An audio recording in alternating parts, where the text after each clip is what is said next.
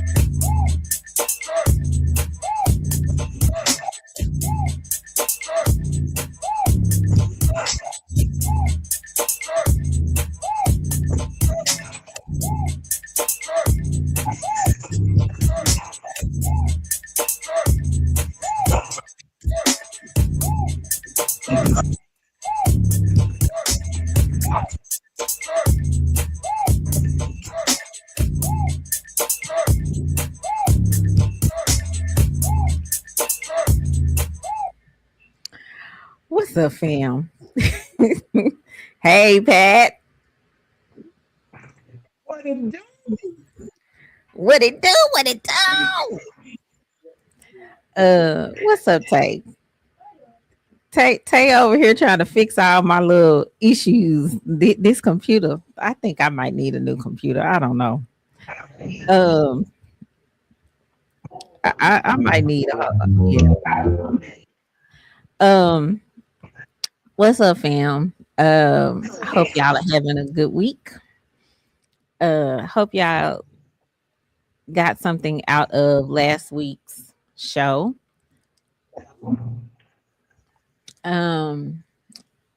This month we're focusing on hot topics. And so last week we talked about, What'd you say? I just said hot topics. I'm with you. Oh, hot topics. And so last week, we felt it very important to address men's mental health. And whether you are a man, woman, boy, or girl, because I understand that people watch after the fact. We just want you to make sure that you are taking care of yourself mentally, spiritually, emotionally, physically. But men, please do not be afraid to reach out, get help, talk to someone. This week, we're talking about my adult child is in a holding pattern. You may say, why, Nick? I have a lot of people in the village who are just going through with their adult children.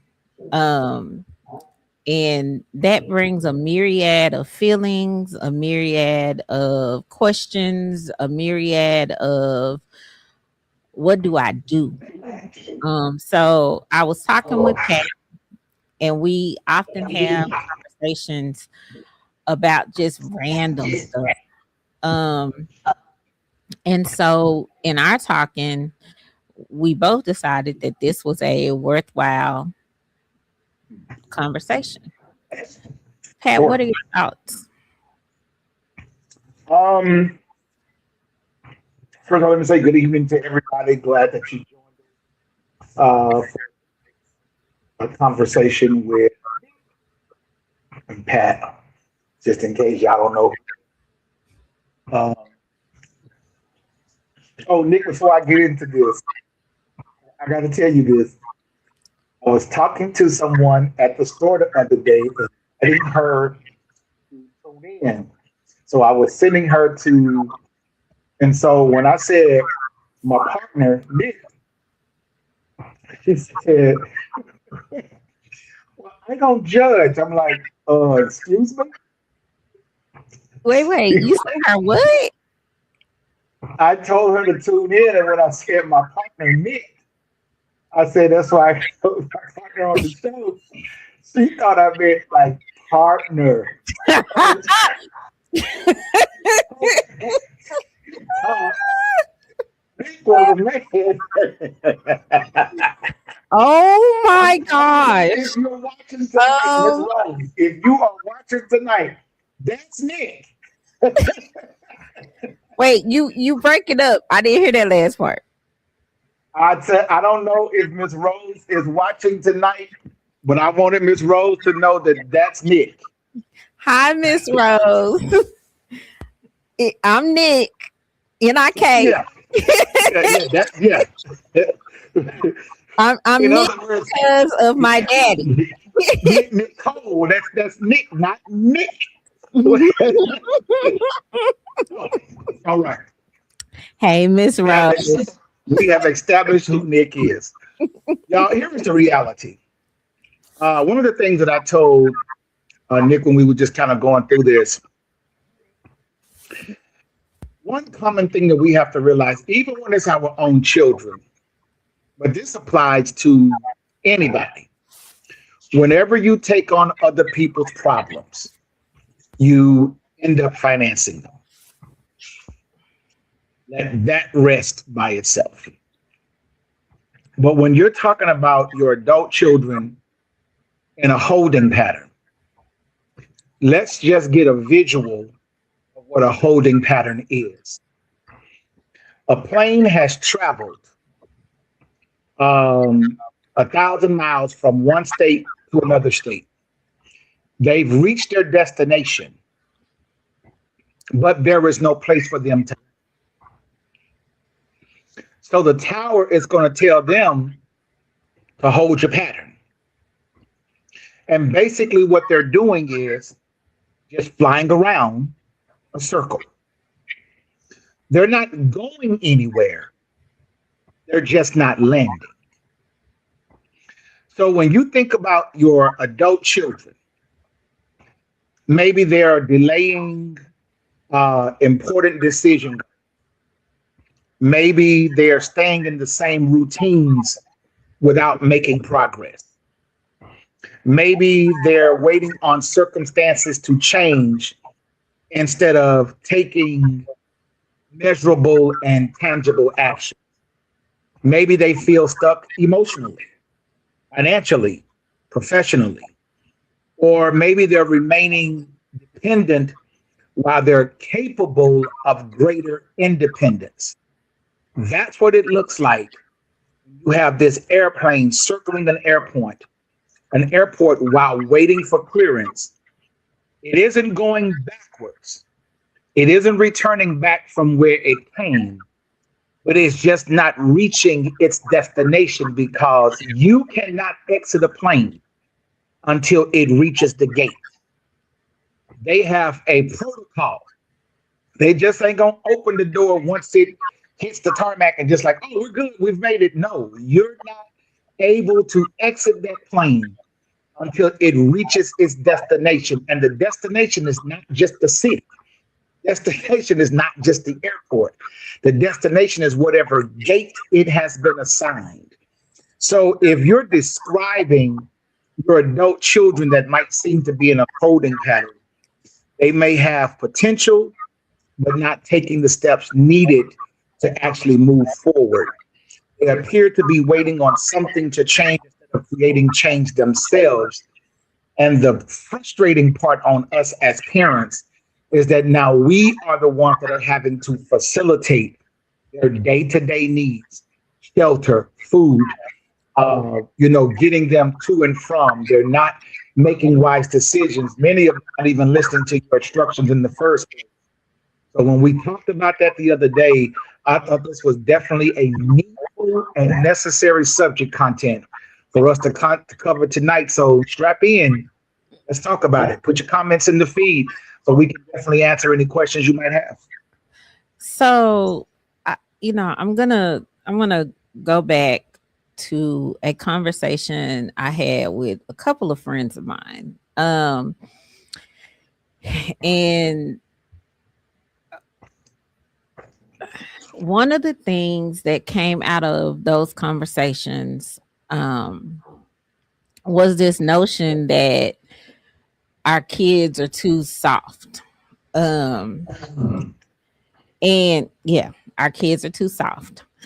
Now I'm not going to say that that is the case with every kid because every situation is different. Everybody has a different set of circumstances. My take on children being soft um is, as parents, we didn't want our children to experience some of the hardships and hard lessons and things that we experienced growing up. So we opted to make sure that they never have to experience the things that we experienced. With that being said, I think, in my humble opinion, that's why it appears that children are soft. Because when we were growing up, it just was what it was. And we did what we had to do to come out of whatever situation, whatever experience. We're not broken. We may be a little scarred and tattered, but we know how to reason, we know how to analyze, we know how to use logic, we recognize consequences. We have a different kind of look on ethics and how things need to work and work ethic. So that, to me, is why there is this perception that our children are soft. Nick, most of us that in our generation was raised post Jim Crow. So I tell my kids often when they're in their classes talking about Black history, our parents lived it. We read about it. Our parents lived it. This generation today, they aren't even concerned about it. We read about it. We was made understand struggle, what we come through, and we were made to get it. Like we had to get it. But watch this. Hard times create strong men. Strong men create easy times. Easy times create what did I start with?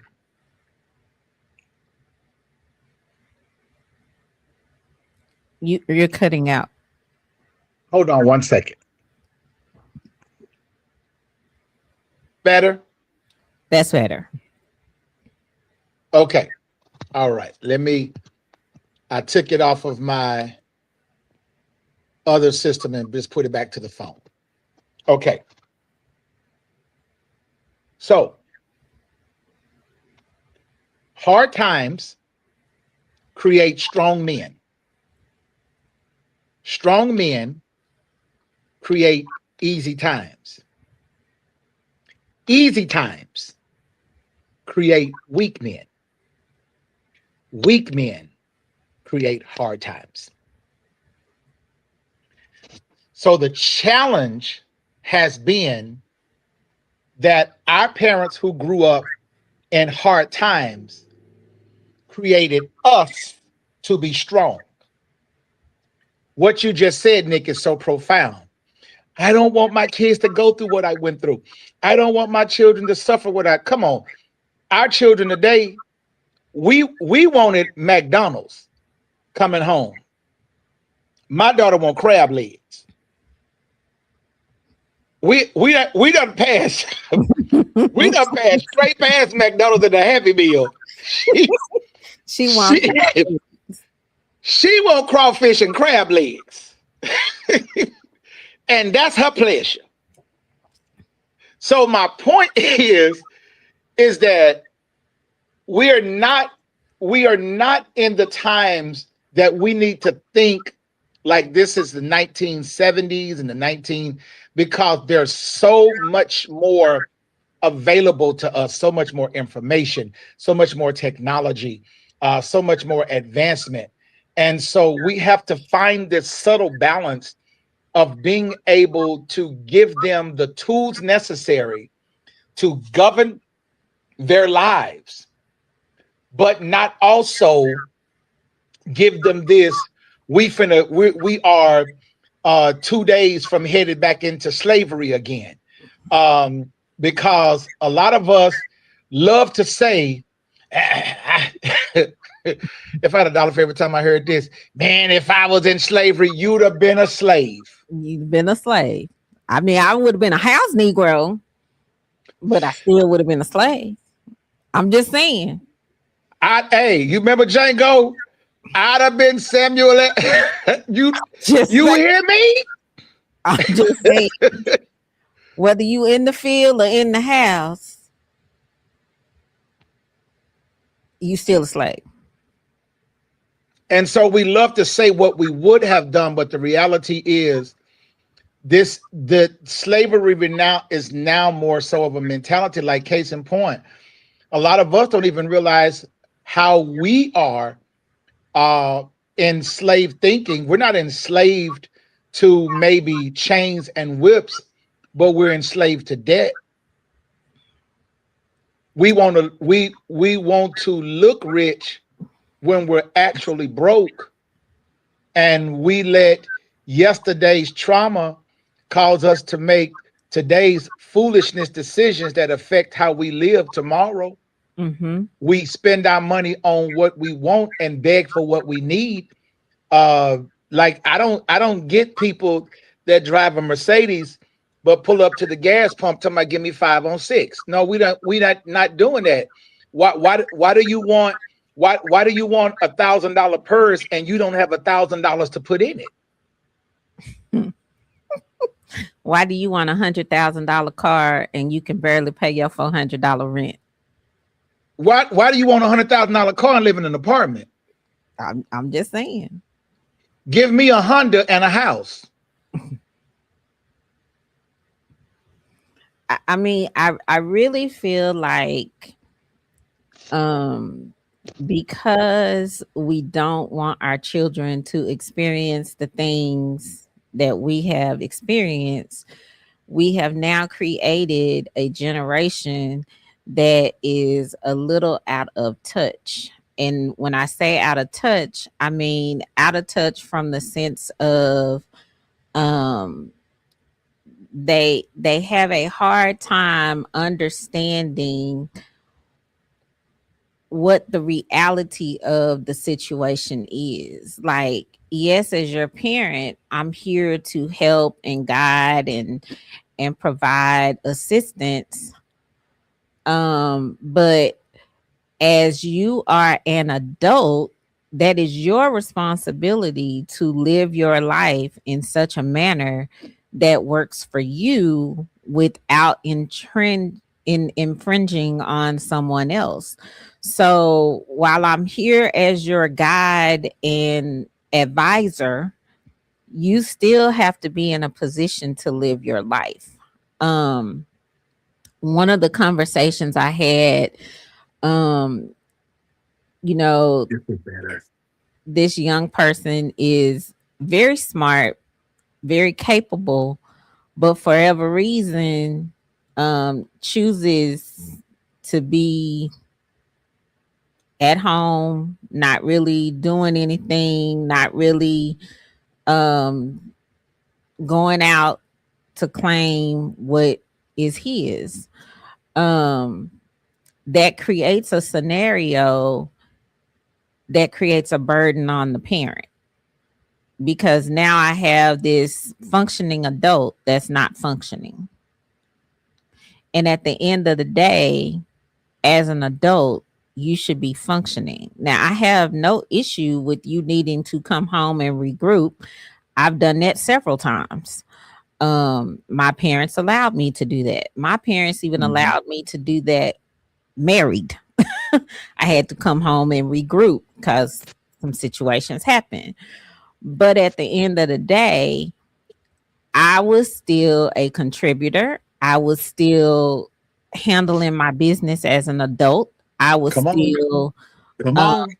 I wasn't living, although they weren't charging me rent, I paid bills, I brought groceries, I made sure that things were still moving in the household, and I was still handling the bills that I had as an adult. Because even though I needed to regroup, I still understood that I just added to my parents' load. So just there are ways that we have to understand that when we are an adult, and although we are in need at a particular time, we still have to show up and assist and help. It's difficult, y'all, and I'm speaking to every parent because I've lived it. My experience was different, and I don't mind being transparent about my experience. I was put out of my parents' home before I even turned 18. The circumstances were not surrounded behind me being grown, being disrespectful, not wanting to adhere to the rules of the house. It had more to do with a very traumatic situation that happened. And the person who did the assault was a person of significant figure. And because I would not recant my story, and he was such a prominent figure in the community, in the gospel arena, the church, he's this big time evangelist. He's all of this and then some, and preacher and sought out and renowned. And because I wouldn't recant my story, my mother took on this posture that it must have been the devil. So I didn't have that growing up. So when I left home at 17, I've been on my own ever since. And I've had to literally, I know the definition of getting it out of the mud because I've had to do that. But Nick, you said something just a second ago about even living in your parents' home, but being a contributor. That lets me know that you understood the assignment. That I understand that if I can't live in the world for free, I can't even live on my parents for free. So as a parent, and those who have dealt with this and is dealing with this, that have adult children that you might have to still assist in life, that might be in that position of remaining stuck, whether it is in career, finances, relationships, personal growth, whatever it might be. The truth of the matter is it can be frustrating. It can be painful, especially when you know that they have the capability of doing more. But at the same time, because they are adults, and this is where we miss it many of times, because they are adult, there's a limit to how much you can steer their choices. Mm-hmm. There's only so much. I would love to be able to say, hey, to my adult children, when you turn 18, I want you to make a contract that you're going to work from 18 to 28 and give me every paycheck that we can save, every dime of every check. At 28, with $200,000-$300,000 cash saved up, go buy you a house, go pay cash for a car, go live. Would you sacrifice 10 years of your life before you go out there and get involved and make a baby when you're not prepared to be a father, and make a baby when you're not prepared to be a mother, or get yourself in debt? How in the hell do you have a $300 limit credit card and it's charged off? What? Okay. All right. So, but you understand that there's only so far that you can guide their choices. And often the most effective role in your life to that child is to simply encourage them. Mm-hmm. That's really going to be your most effective role. Offer guidance. You just said that, Nick. Offer guidance. Watch this. When it's welcomed, because some of them, they don't want to listen to you. They don't want to hear what you got to say. And we have to realize, and I hate to say this, but you're gonna get the raw, dirty, and the natural on the Nick and Pat convo. And some of them, it's your fault because they saw you do too much. You might got it together now, but from when they was 5 to 15, come on, everybody ain't they uncle.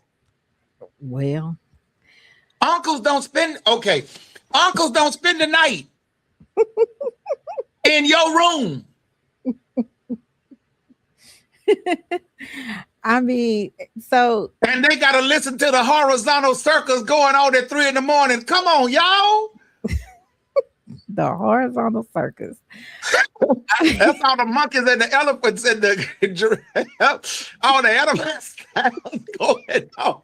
Hey, it's the circus going on. I can't with you today. I cannot. So again, please understand that we are not attacking you. We are not saying you can't help your children. We are not saying that they're too soft. That is not what we're saying. We are simply discussing what happens when your adult child is in a holding pattern. And going back to just simply restate, they can be in a holding pattern for a lot of reasons. And when that holding pattern comes, they feel shame. They have fear. Oh, that's good. And when they're feeling shame, that shame and fear cause the being stuck. Because when they feel ashamed, they're blaming themselves for not being farther along. They're overthinking. They become avoidant. And then that fear is setting in. And so they feel trapped in the what ifs and how come I can't do this and why I'm not perfect. And then the confidence is just shot to our Hades. And then once they rebuild their confidence is when they can start to move and take action. So, there are all kind of reasons our babies get stuck. So how can we help? Ask and don't tell. Instead of giving them advice, ask them how they feel like they can solve the challenge. Can I tell you one thing that we can do that a lot of people may not agree with? Allow them to experience the natural consequences of their decisions. Mm-hmm. Let them feel it. Stop trying to save them from everything. Me and Nick, we laugh about this still. I tell her about my daughter. I love her. I've done a lot for her. Gave me my first grandson. As my heart looked just like me. Yes, he does. But she called me one day. And she said, Dad, what you doing? And I said, nothing, just chilling. What you got going? She said, Dad, they're getting ready to cut my phone off. And I said, oh, no. And she says, and I need your help to pay my phone bill. And I said, well, do me a favor. Because I hadn't heard from her in a long time. I said, look at your phone. And I want you to go to your recent calls. And I want you to see when was the last time you called me. She said, well, I mean, why am I doing that? I said, because they bill you every 30 days, right? And she said, yes. Then just go back 30 days. You ain't even got to go back alone. Just go back 30 days. And I want you to tell me how many times you've called me in the last 30 days? And she said, I haven't. I said, then I want you to call the people that you did call and tell them that your phone bill needs to be paid. I'll be doggone if I pay for you to talk to other people. You don't even give me the decency and the respect of reaching out to your father until you have a need. Oh no, I'm not even going to allow myself to be used even by you. I said, I love you. And I hung up the phone.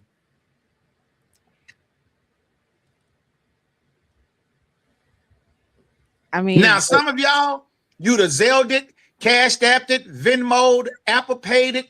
You'd have probably said, and let me put you on my plan. You'd have did whatever. Some of y'all right now, you got phones on your credit that your adult children that you done bought them and they didn't pay the bill and left you stuck with it and it's on your credit and you can't get nothing. You can't pay cash for stuff because your credit's so jacked up behind your adult children.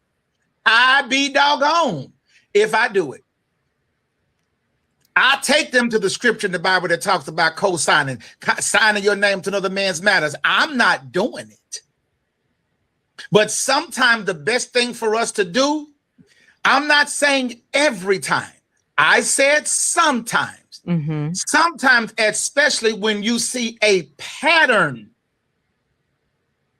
let them experience the natural consequences of their decisions. Let them feel it.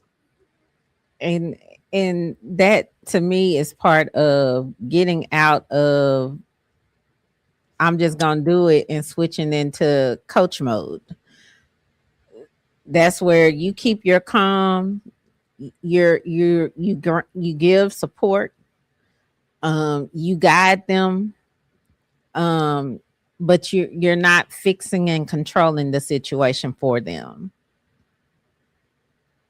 So sometimes you have to be a coach. I'm reminded of when we play sports, the coach doesn't do it for you. The coach gives you the tools to play the game and execute whatever position you're in. The coach doesn't do it for you. The coach gives you the tools you need, directs you, and supports you in gaining the skills you need to play the game. So shift to coaching mode rather than fixer or controlling mode.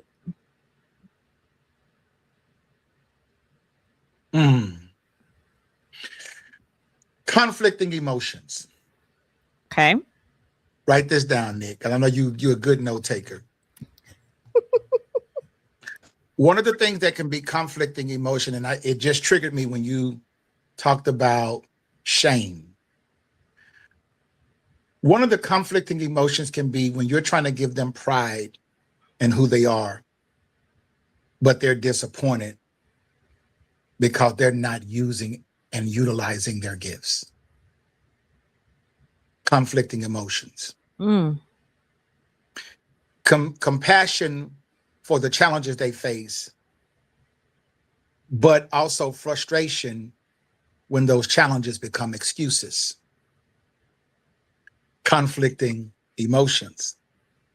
You have a desire to help, but you are concerned that helping too much may unintentionally reinforce their patterns. Conflicting emotions. You hope that they'll eventually launch, but at the same time, you're mixed with the concern about how much time is passing before they do. Many parents, y'all, I ain't gonna give you no pass. I'm gonna come at some of y'all sideways. Do you know how many children turned 18 and went out into the world and tried to establish a life that's already messed up? Because parents who didn't have they ish together, you got 12 charged off light bill accounts in your kids' names. Why your child 3 years old with a gas account? Why? They ain't fried a piece of chicken. They ain't kept the house warm in the winter, but yet they got Lone Star Gas and Centerpoint Gas and all these closed accounts. There are two things that can happen. Some of our children didn't get a good start because their parents used their name before they could even use it, because they didn't have themselves together. But I'm talking about frustration of the parents that you prepared to be a parent. You made sure you worked, you established a life and created, a safe, secure environment and home for them. My children don't know what it's like to drink water out the water hose. I do. Mm-hmm. Mine don't. Mine got water that has H2O on it with 3 red lines and a white cross, and it has a pH of 13 and higher. They used to bougie water. See, I'm just trying to say it a different way. They drink bougie water. Somebody even asked me the other day, why do my children at such young ages have multiple pair of shoes to change in? When you grew up, they told me when you grew up, you only had 2 pair of shoes. You had church shoes and school shoes, and you played enough. Why can't that be the standard for your kids? And I said, well, here is the thing. I could accept that as the standard if I knew that my parents couldn't do better. Correct. Because some of you don't, if you know stores back in the day, my mama used to shop at Margot's. And if you know what Margot's was back in the day, and I'm talking about before it became Macy's, my mother used to shop at Foley's. Mm-hmm.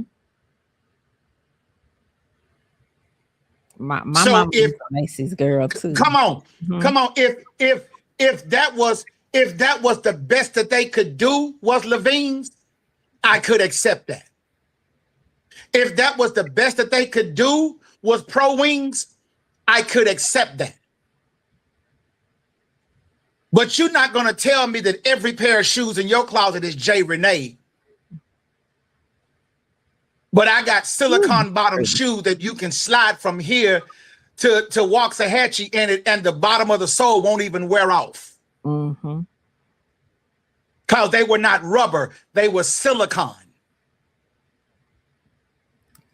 I mean, each generation, we want each generation to do better than what we did. Absolutely. But I think we have skewed some things because, like you said earlier, we don't allow them to feel the natural consequences of things. We don't allow them to, hey, baby girl. That's my friend, y'all. Hey, baby. I'm on the air. You say, oh. Listen, that's my girl, y'all. That's mine. What a little cutie patootie self. But no, I just think that we need to take a step back and understand that life is gonna happen for all of us. Life Absolutely. For everybody. Absolutely. But we need to be in a position with our young people, with our children, to understand that as they do life, they will have some challenges. As they do life, they will experience some failures. As they do life, things will happen. But you cannot control away and fix everything that happens in life. So we were talking about how you can help. So 1 was ask, don't tell. 2 was shift into coach mode. Number 3 is set clear boundaries. And Pat, you and I are big on boundaries. So basically, if they live at home, agree on a time limit and clear rules for chores, finances, when they come in and out. I told y'all earlier, I moved home twice. I moved home before I bought my first home. I moved home to stack some money, and I moved home during my marriage years. I moved home because there was a situation that happened with the property that we resided in, and I had to move home. But in my moving home, even though I was an adult, I had to understand that me coming in at 2 o'clock in the morning is not conducive at my mama's house. Sure ain't. My Not mama, there either. me just coming in and out at all hours, not conducive in my mama's house. Me being up in the middle of the night while other people are in the house trying to sleep, even though that's how I function, that's not how my mama's house functions. Introducing other people into the house, that increases the output for my mama. So what does that mean financially for me? I need to shift money to cover some things in my mama's house. So set clear boundaries. When your adult children are residing at home, you have to understand that yes, they are adults, just like they have to understand they are adults, but it's your house, your rules. So you have to have a meeting of the minds and come with a plan on how things will function as they reside in your home. One of the hardest transitions in parenting is realizing that adulthood means that your children get to make their own choices. Let's settle that. Even choices that you believe that are holding them back. Nick, you just said it, going into encourager mode, being that sounding board, being that voice of wisdom. I tell my children all the time, there are two things that you cannot enjoy at the same time. That's youth and experience.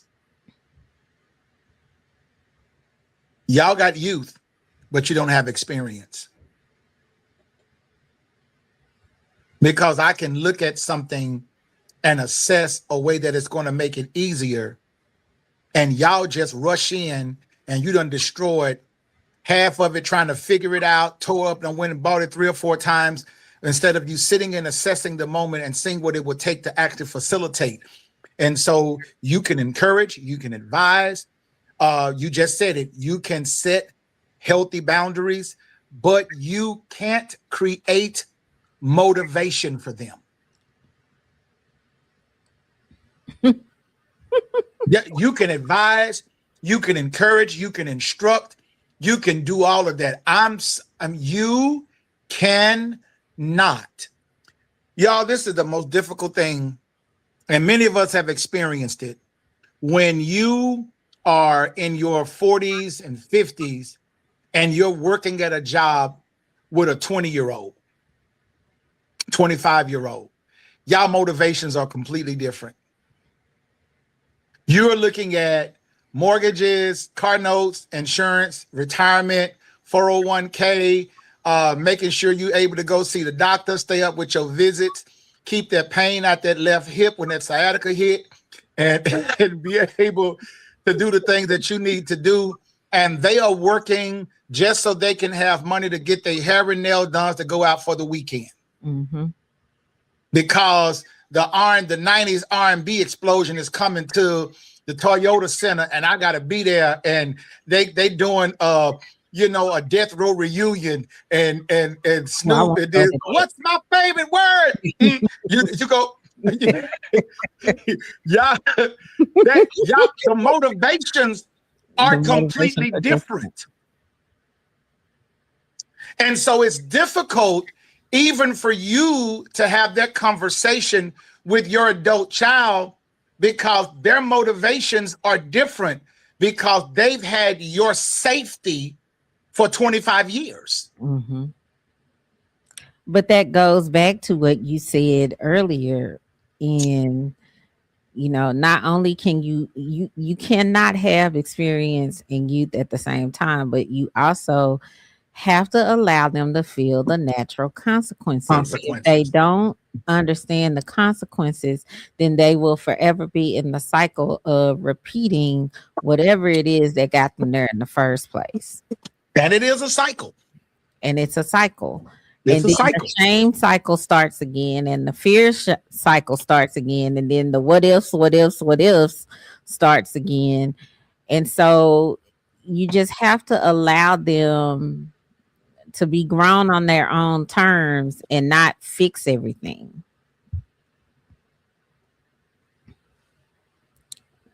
Number 4. Wow. You got real quiet on that one. What's that look for? Off the air. Yes, sir. Thank you. I took that whole mental note in. I took all of that. That was like that old, that boxing video game back in the body blow. That was one of them. That was. Wait a minute. I'm trying to figure out what triggered that. Okay. Take your notes so we can talk off the air. I got you, Pimpin. I got you. Number 4, focus, parents, focus on yourself. That does not mean you can't help your children move past whatever is getting them stuck. That does not mean that you are ignoring what their needs are. What that means is you're not putting your own life on hold. You're not putting your own life on hold because you still have the ability to live a full life. You still have the ability to have fun, to connect with your people, to go to and fro. And you should not be feeling guilty because you're living your life. Mama got to have a life too. So does daddy. You want some breakfast? Come on, baby boy. You want some breakfast? I'm sorry. My mind is really shot. What is wrong with us? My mind is really shot to that scene in Baby Boy. I'm sorry. Hold on, it is.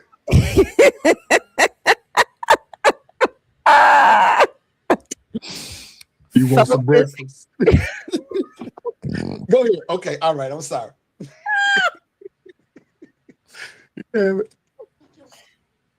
Wow. Oh God. Wow.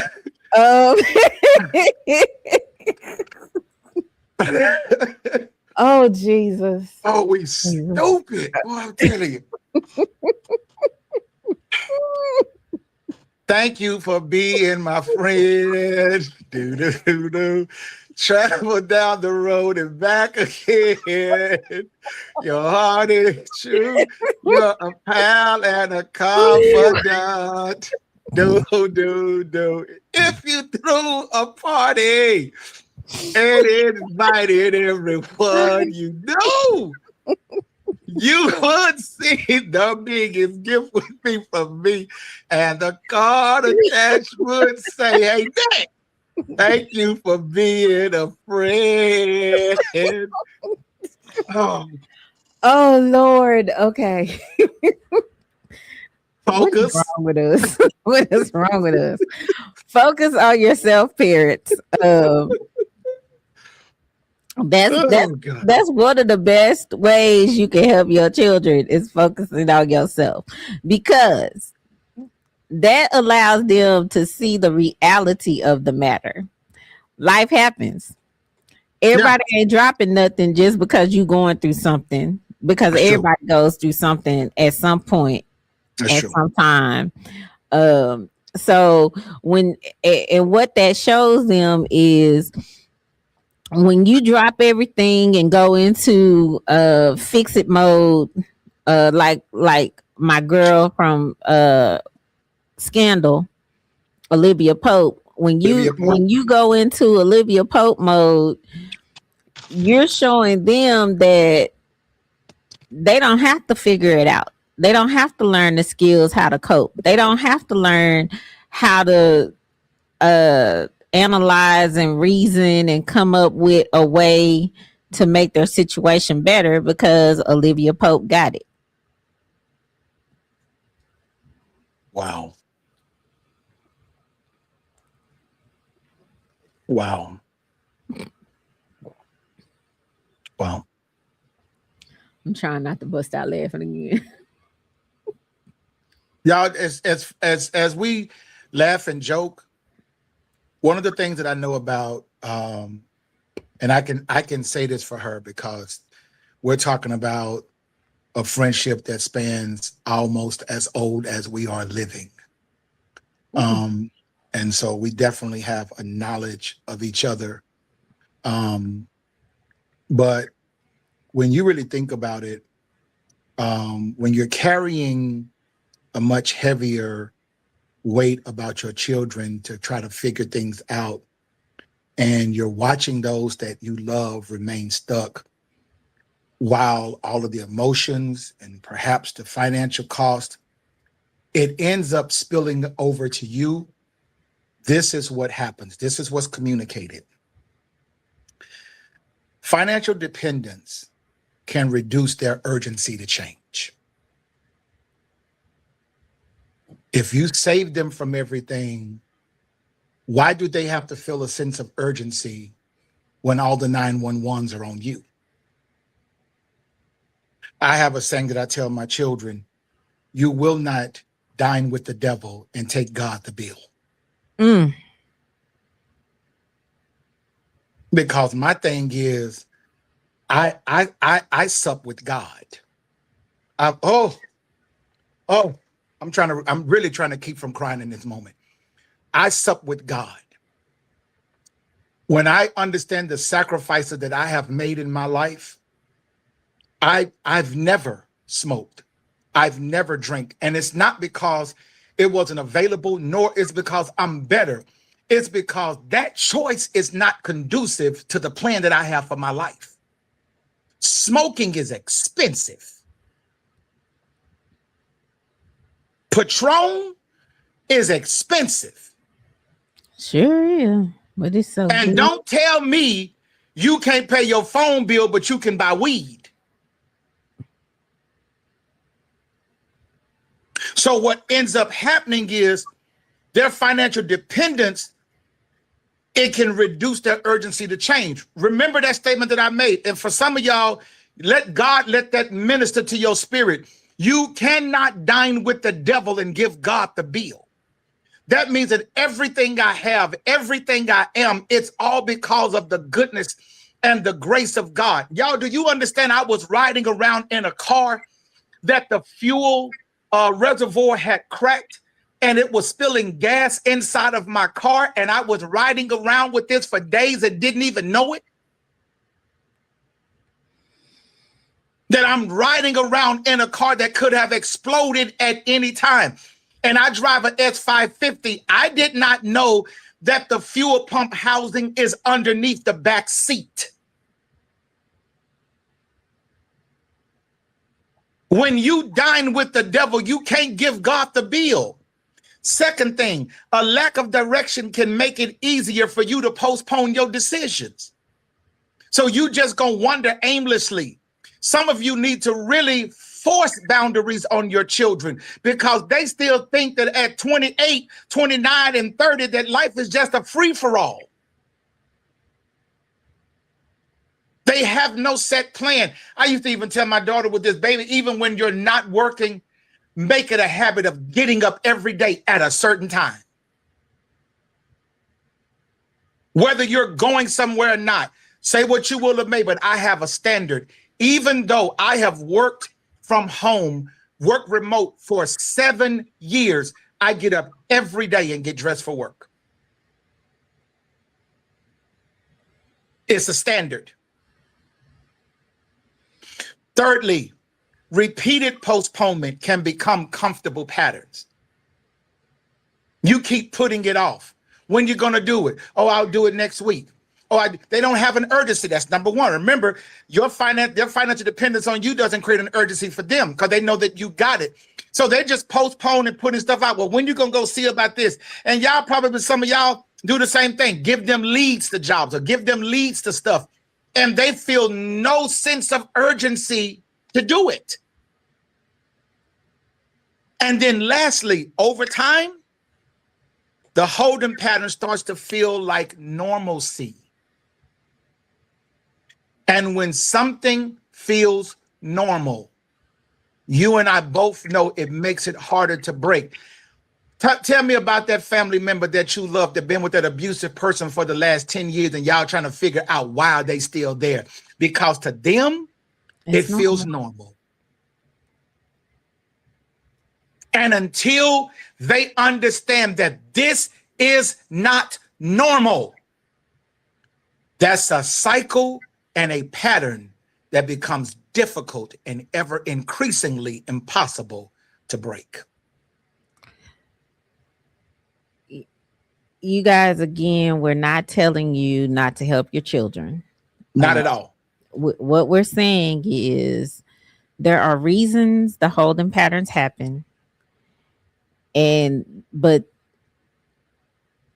given those reasons, because things happen for all different reasons, you as the parent have to figure out how to help your children to move forward.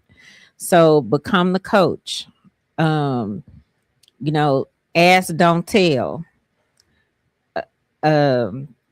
Focus on you. But you have to break up the normal.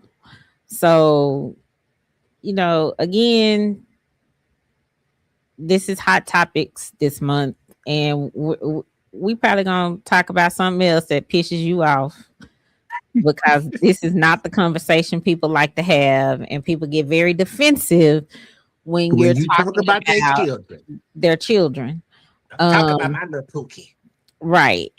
And no, I am not a parent, but I am an auntie. I am a cousin. I am a mentor. I am a godparent. And there are children in my village that come to me for advice. And like I tell my friends, I'm the crazy auntie that don't have to be politically correct because I'm just going to tell the truth. And I'm not going to sugarcoat stuff. Stop sugarcoating things for your children so they can understand what the reality is. That's all I got. Pat? Two things as I close, Nick, and this is one of my encouragement for you.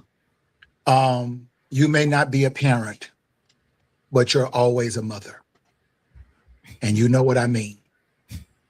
Let that sit on you for a minute. You hear me? Mm-hmm. Okay.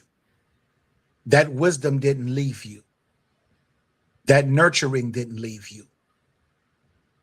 That voice that God gave you, that intuitive collection of years of matriarchal understanding that didn't leave your breast and your bosom, it's still there. Okay. You take that because I love you. And I'm speaking to that in you because it will never leave you. Lastly, this kind of conversation to all of our friends and family, it's not about punishment. Mm-hmm. This is about communication and how to communicate confidence in your children's ability to take ownership of their lives. That's all we're doing. It might be a hard conversation that you have to have with them. But what I promise you is nothing that we've said tonight is from a place of judgment. It is absolutely from a place of love. This is the only job that didn't come with a manual. because every child has its own different temperament. If you got 5 children, you got 5 different temperaments. Yep. So it didn't come with a book, and what worked for one isn't going to work for the other. But in all things, know that we are literally, as we talk, unfolding our own lives.